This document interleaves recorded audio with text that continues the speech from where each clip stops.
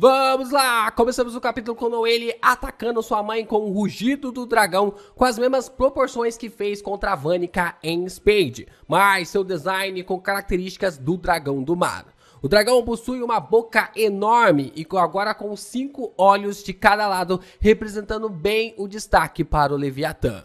O rugido do dragão do mar é muito maior que a Acer, que vem um ataque a queima-roupa. No ele, tá badass demais. Mas Acer Silva não liderou as águias de prata à toa e consegue desviar do ataque voando para o lado em uma velocidade inacreditável. Sua mãe sorri de empolgação dizendo para que Noelle lute contra ela, querendo ver como sua filha ficou forte. Noelle então grita dizendo que essa fala é dela. Então a porradaria entre mãe e filha começa.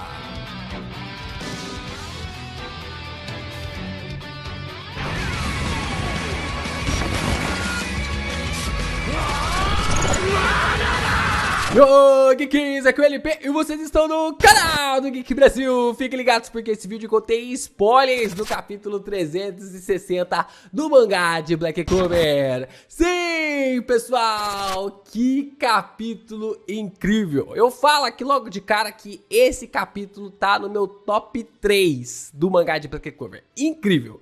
Incrível o que a gente pode presenciar e você vai ver minha visão e por que eu acho que esse capítulo é o top 3 logo depois de você deixar o seu like, se inscreve aqui no canal, ajuda a gente a continuar crescendo aqui na plataforma do YouTube e compartilha esse vídeo também. E olha só, eu tenho um recadinho pra você, provavelmente você já viu esse recado em alguns vídeos por aí, mas não custa nada reforçar, porque nós temos agora um canal de react, né? Se sente falta de algumas análises de animes por aqui no Geek Brasil, agora você tem um canal só para animes, que é os reacts do Geek Brasil, que tá com o link na descrição desse vídeo. Então, clica aí, se inscreve, ajuda a gente nessa nova empreitada, porque tem muita coisa legal, muitos animes interessantes, e hoje, se ainda der certo, se ainda dá tempo, né, a gente ainda traz Mashal pra gente realmente acompanhar ali o primeiro episódio, analisar todo o primeiro episódio dessa mistura de Black Clover, One Punch Man e mais loucuras, né, Harry Potter, que podemos vivenciar por aí. Voltamos para a batalha do Yuno contra o Lucius e o membro do Alvorecer Dourado tá levando uma coça do vilão. Logo de cara, ele tá tendo uma dificuldade monstruosa para lidar com a magia da gravidade do Lucius, que vem na forma de um soco pra cima dele, lhe mandando para longe. Yuno está todo machucado e o Lucius está mostrando claramente superioridade na luta contra o rival do Asta. Yuno tenta se enquadrar na luta movendo suas estrelas por todo o cenário do campo de batalha, se movendo por todos os lados. Lucius começa a pensar que com a mobilidade da magia de estrelas e da magia do vento, Yuno consegue acompanhar sua previsão e movimentos rapidamente. Dessa forma, Yuno surge ao lado do Lucius em uma velocidade assustadora, mas ele consegue visualizar o teleporte do mesmo. Lucius consegue acompanhar a velocidade do teleporte do Yuno, dizendo que com aquele golpe ele quebrará o espírito do garoto. Lucius então pega o Yuno pela sua espada e lhe joga em um dos prédios ao fundo, destruindo o local por completo. Assim, Lucius estende seu braço para matar o mago do Alvorecer Dourado. Porém, o que o Lucius não esperava era que o Yuno tinha mais uma cartada na manga. Então, da cartada, Yuno utiliza o último vento da sua magia, o Vento do Sul, Notus, emergindo na forma de um escudo. É importante frisar que o Yuno usou 2 armas ao mesmo tempo, coisa que ele não conseguia fazer antes, mostrando que acabou com um gap na utilização entre uma e a outra que estava acontecendo na saga de Spade. Agora, Yuno tem seu arsenal completo, uma espada, uma alabarda, um arco e flecha e um escudo, formando os ventos do norte, oeste, leste e sul da mitologia grega. Bom, como eu tinha dito para vocês aqui numa análise um pouco tempinho atrás, o Yuno é uma referência completa à deusa romana Juno. E a gente sabe que o Tabata ele bebe muito na mitologia grega e também romana. E a gente pode observar que na mitologia romana, Juno é a deusa do casamento e da família. Além de ser uma das principais divindades do panteão romano, ela também é frequentemente associada aos ventos como seus aliados e servidores. A gente percebe que Hera normalmente sempre tá com aquela cara meio tipo assim, fechada, brava, irritada ou coisa do tipo. Então o Juno tem um pouco dessa carranca ali também da Hera, né? A forma realmente como é colocado ali, de um jeito mais sério, mais frio. Bom, e como eu falei pra vocês nesse vídeo, é bem interessante observar até mesmo o seu nome, né? Juno, ali da formação da mitologia romana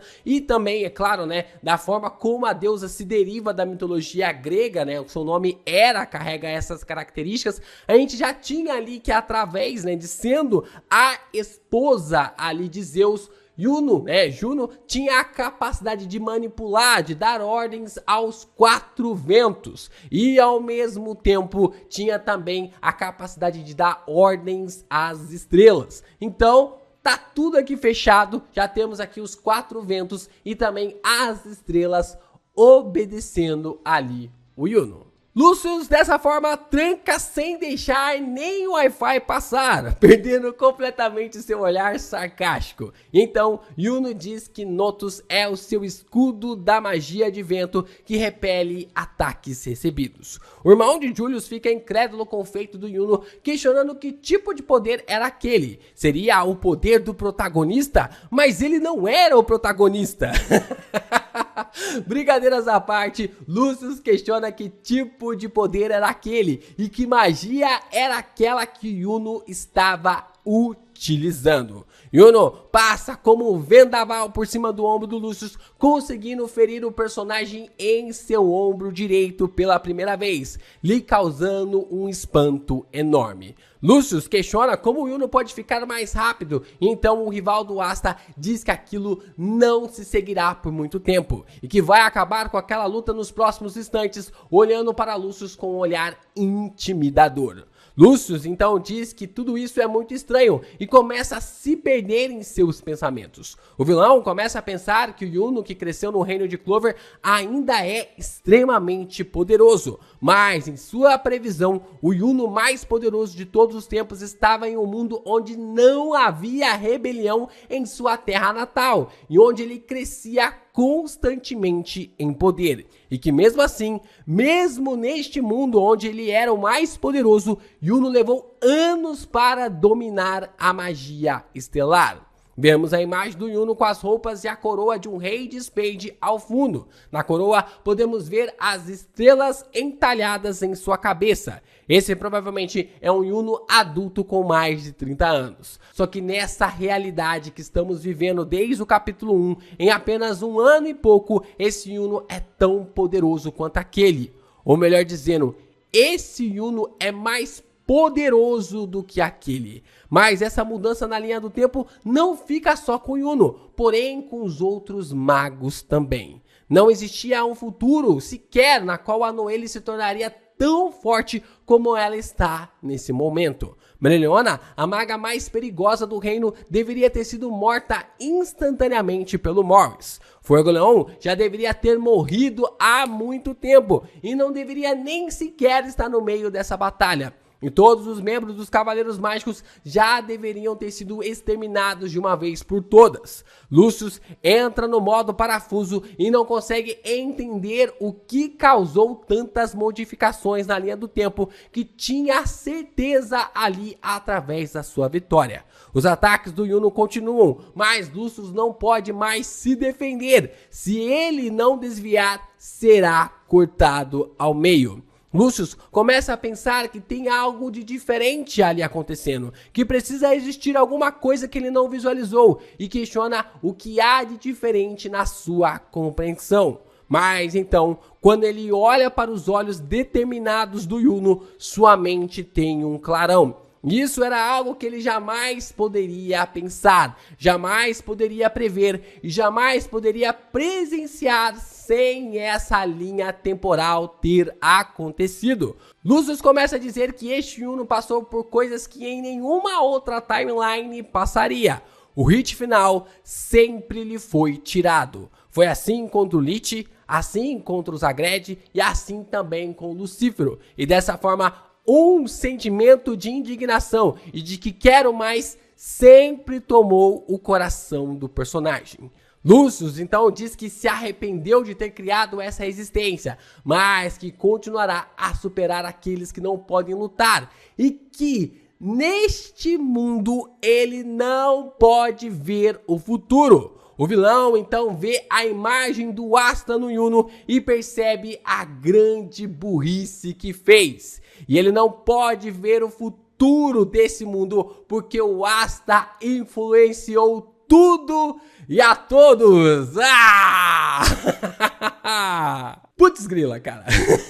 Que capítulo sensacional, cara. Só teorias acertadas hoje, né? Eu já tinha comentado aqui que o Asta sempre influenciou tudo e que algo que não pode ter o seu futuro visualizado afeta tudo à sua volta, né? Isso que é impressionante, isso que é o legal, né? Se o Asta é essa incógnita, essa variável que não pode ser moldada, é isso que faz a existência do personagem ser algo ainda melhor. A existência do Asta, apenas na forma como ele age, moveu todo mundo para lugares no tabuleiro que o Lucius não podia prever, e isso é sensacional. Sem o Asta incentivando até mesmo a Noelle, o Leviatã não encontraria um portador forte para si e não lutaria na guerra final. Olha só, é por isso que o Lucius fala, cara, eu não vi essa garota chegando. Por que que essa garota teve esse poder tão sensacional? É porque o Asta incentivou ela o tempo inteiro a ficar mais forte.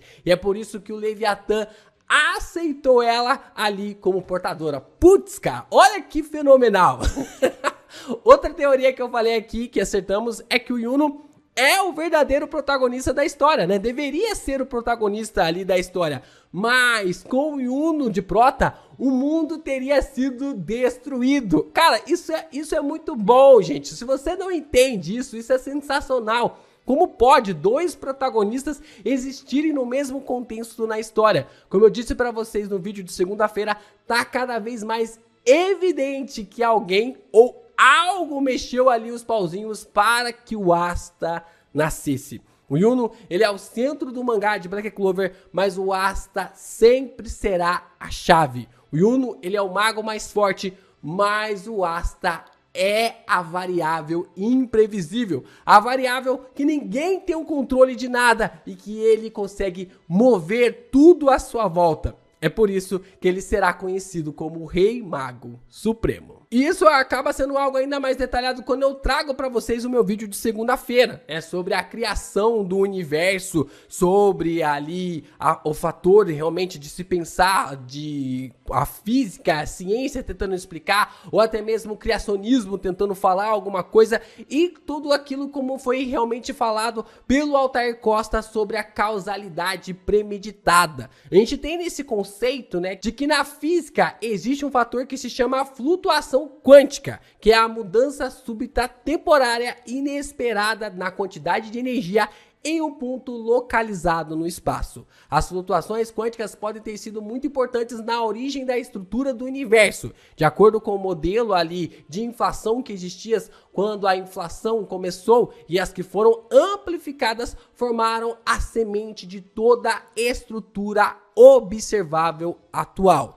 Isso aqui conecta ao Asta de uma forma incrível, porque olha só, é interessante notar que o termo inflação que é usado aqui é de quando ali a teoria cosmológica que postula ali um período extremamente rápido de expansão do universo logo após o Big Bang.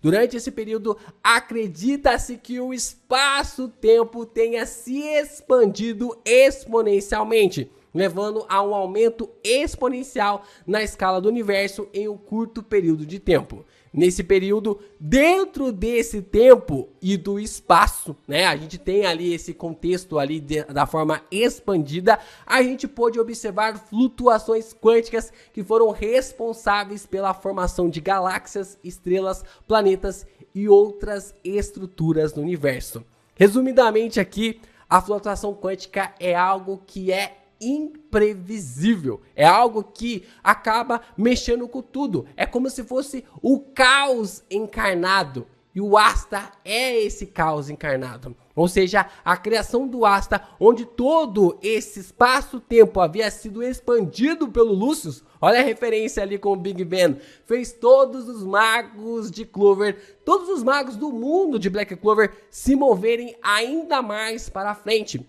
Fez o protagonismo do Yuno ser dividido com o Asta e Noelle, dando a visão central da história para o Asta. Fez os magos entenderem quais são seus papéis, respeitando todos os cidadãos de Clover como iguais, trazendo eles até mesmo para suas proteções na capital do reino de Clover. Impediu que Fuegoleon fosse morto e que Mereoleona subisse a régua ainda mais em sua força. Isso sem contar a Mimosa, que tem uma habilidade inacreditável que rejeita a morte das pessoas. A criação dessa timeline fez um garoto sem magia surgir na história e é por isso que seus amigos não morrem. Reparem bem que o Lucius diz que muitos personagens deveriam estar mortos. Todos esses personagens, Fuegoleon, Mereoleona, todos esses personagens deveriam já estar mortos. E isso é algo falado de uma situação na qual muita gente critica Black Clover, mas que por causa ali do Asta, por causa ali desse garoto sem magia,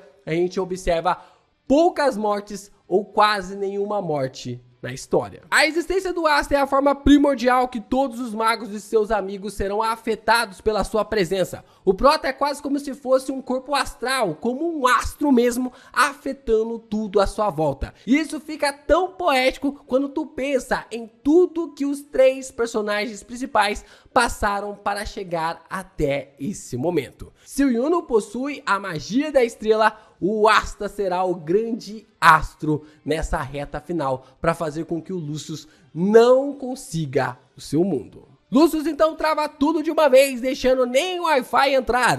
Yuno então grita, atacando com a sua espada, que vai derrotar o vilão, e não se importando quem seja seu adversário. Yuno desfere um golpe direcionado ao dorso de Lucius, causando-lhe um terror avassalador ao presenciar o impacto. Mas antes do golpe ser concluído, o capítulo termina subindo uma mensagem do editor, dizendo que um golpe inabalável que corta o inimigo é desferido. E assim, temos a terrível notícia que não teremos capítulos por 2 semanas, voltando na semana do lançamento do filme, no dia 12/6. Então, nós não teremos capítulo aqui por 2 semanas, né? Provavelmente porque o Tabatinha vai estar trabalhando ali que nem um maluco para divulgar o filme. E cara, se esse ano não for o ano de Black Clover, eu sou uma porta emperrada.